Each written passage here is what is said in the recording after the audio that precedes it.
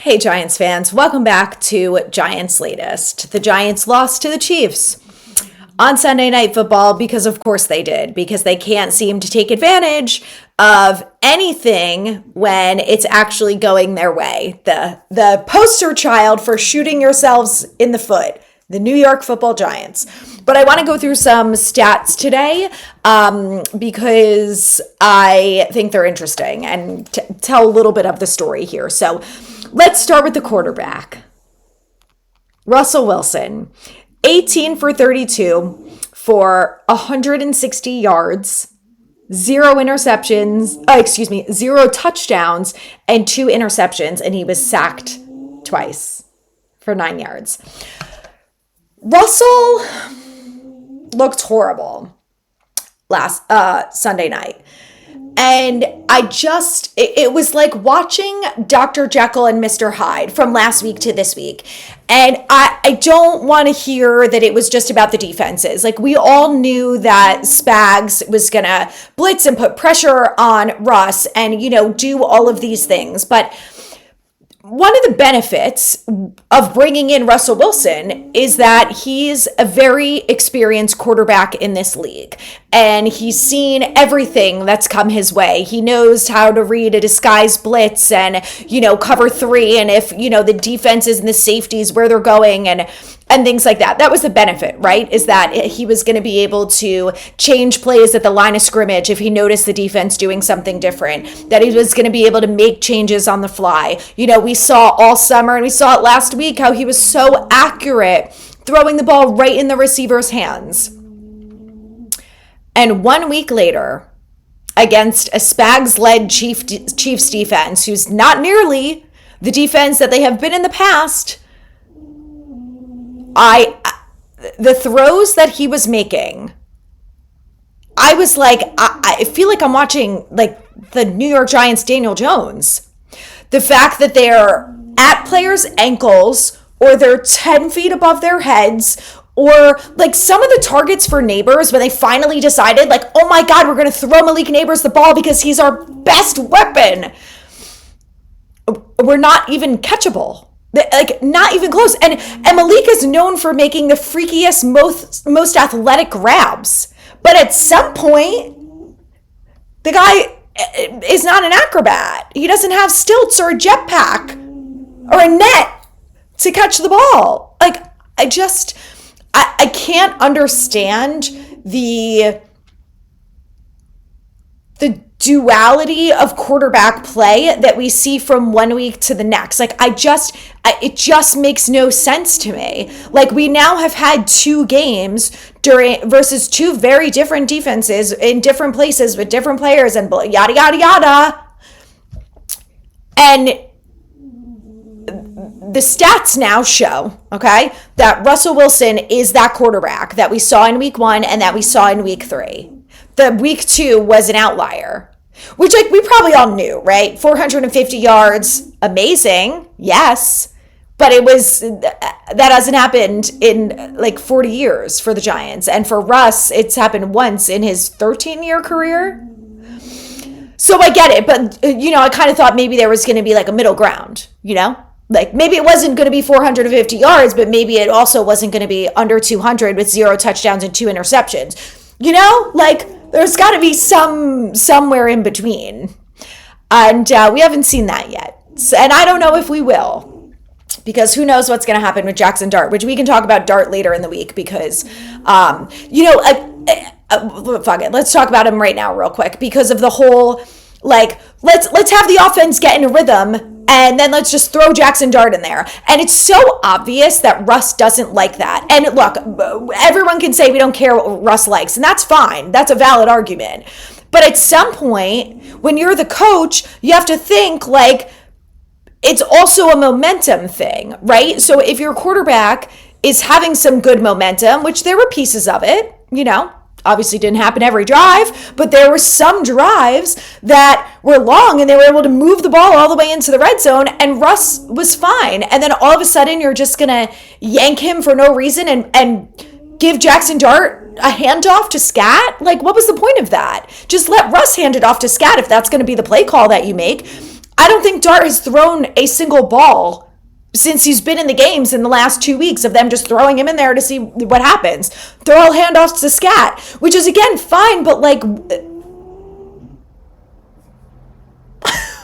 where are these so-called packages that we've heard so much about of Jackson Dart? Where are they? Because putting him in to hand off the ball to Scat, that's your package? That's your game call, your play call package with your rookie quarterback?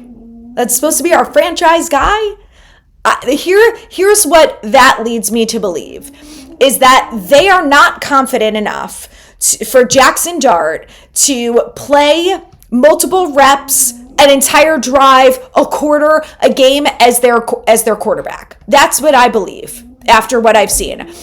And I also believe that because when Dable spoke to the media after the game, he was asked a lot about Jackson Dart and, like, you know, why he put him in there and why he did this, and does he think he should be the starter, and who's going to play quarterback next week, and yada yada, whatever. And Dable's response was, we're not. You guys always ask me about the quarterback. Like, I'm not talking about who the quarterback is, but, like, we're going to keep working with Jackson. We're going to keep working with Jackson. I heard that multiple times in the press conference. So I'm believing that they don't think that Dart is ready. Okay, that's fine. Why is he the backup quarterback then? Because if Russell Wilson gets sacked or has 2 interceptions in one game and there's garbage time left, that's usually when you would put the backup quarterback in, just to give him a snap or two and not worry about your $10.5 million 37-year-old quarterback getting injured. But we've seen this before, right? Remember 2 years ago for the home opener, the season opener, when the Giants are down 40-0 and there's 2 minutes left in the fourth quarter and Daniel Jones, our $40 million quarterback, is still in the game? Okay. Makes a lot of sense. Anyway, like I said, we were able to run the ball. That was a highlight. 27 carries for 137 yards. Our boy Scat led the way with 10 carries for 60 yards and a touchdown. Tyrone Tracy, 7 carries for 29 yards, which the news just broke that Tyrone Tracy dislocated his shoulder and is going to miss some time. So I don't know what miss some time means, but I would say it's going to be at least 2 weeks. So that means that we're going to see a lot more Scat, which is exciting. It also means that my boy Turbo is going to get the call up. And you know what? That's enough to make me the teeniest bit excited about the game against the Chargers. And that's about it. My excitement is going to end there. But anyway, Russell Wilson had 5 carries for 27 yards. I will say that, you know, I heard that, like, and what we saw with the Steelers is that Russ doesn't have it from a running perspective, but the couple times that he's taken off, I've been impressed that he's been able to see an open field, so he makes a good decision, takes off for 5, 10, 15 yards, and looks great. Beautiful slide, gets out of harm's way. So, I don't know. Maybe I had an expectation that he was going to, like, look like Peyton Manning when he used to try and take off and run, or Tom Brady, like they've never run before in their whole life. So I was impressed with that anyway.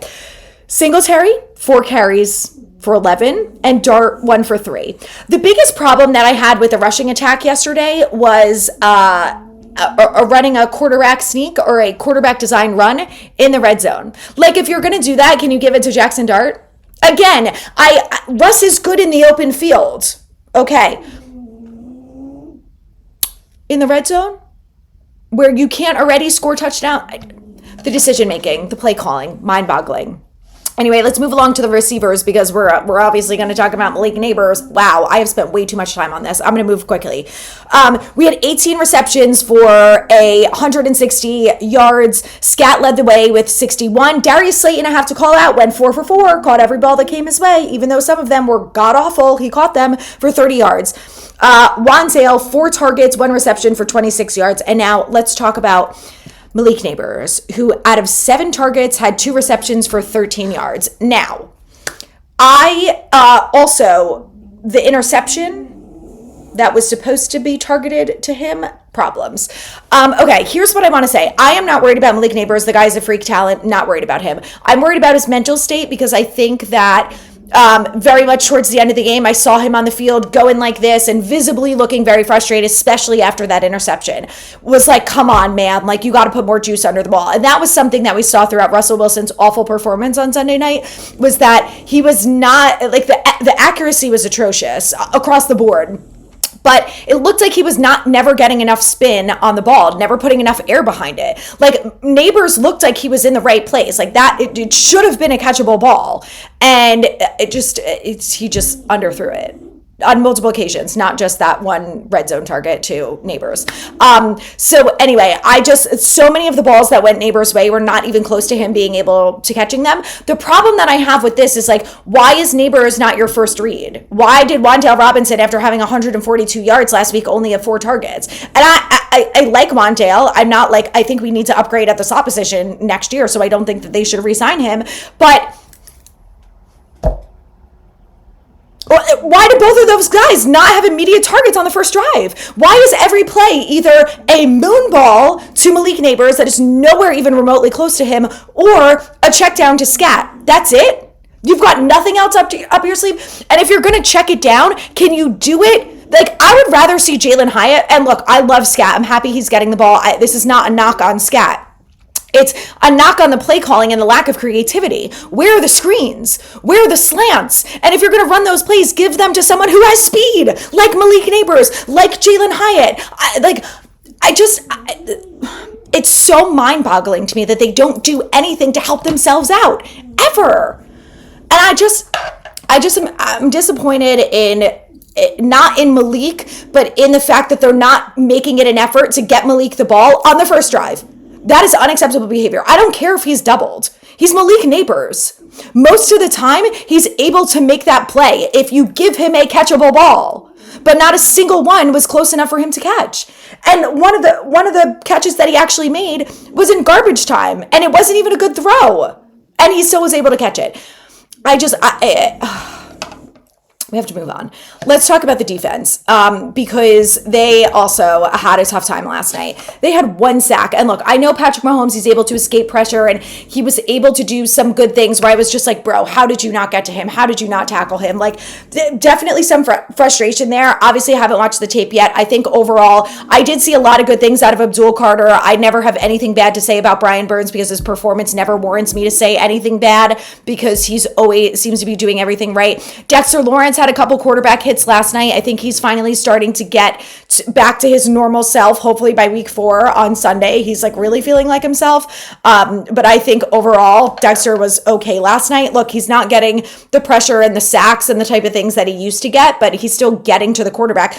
They still had 7 quarterback hits, and guess who they were all from? Brian Burns, Abdul Carter, Kayvon Thibodeau, and Dexter Lawrence. Those are the guys that should be recording the quarterback hits, the sacks. And even outside of that, why are we not seeing any blitz packages with Drew Phillips as the odd man out? You know, they used to do it with Micah McFadden. Now you can't do it anymore. Again, the creativity on both sides of the ball is completely lacking in every way, shape, and form. It's mind-boggling to me. And while we're at the defense, let's go ahead and talk about the turnovers. Because all summer, Shane Bowen with the treasure chest. Turnovers, those are going to be our focus. Not one.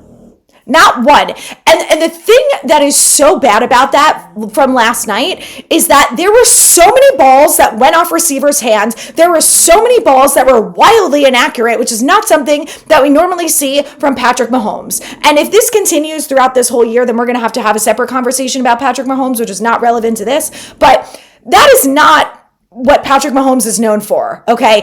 Airmailing it over receivers' hands, not being accurate, bad throws, bad decisions. Like, the fact that we didn't have a single interception during that game is mind-boggling to me, when Dak Prescott looked a hell of a lot better last week against this defense.